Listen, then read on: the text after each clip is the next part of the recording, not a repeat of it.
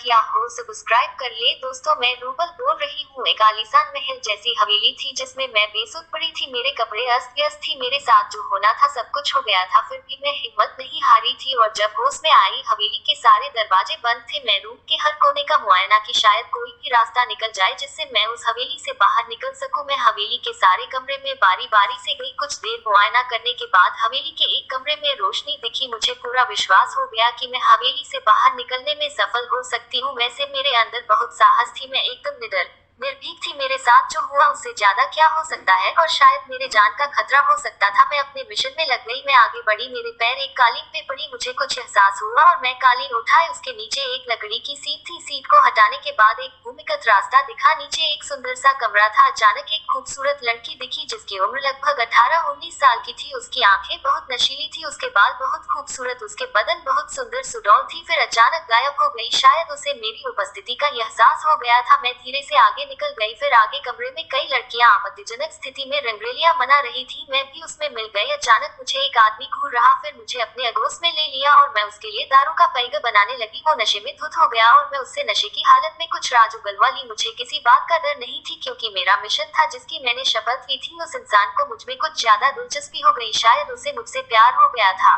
मेरी कहानी पार्ट 1 पसंद आए तो लाइक शेयर सब्सक्राइब अवश्य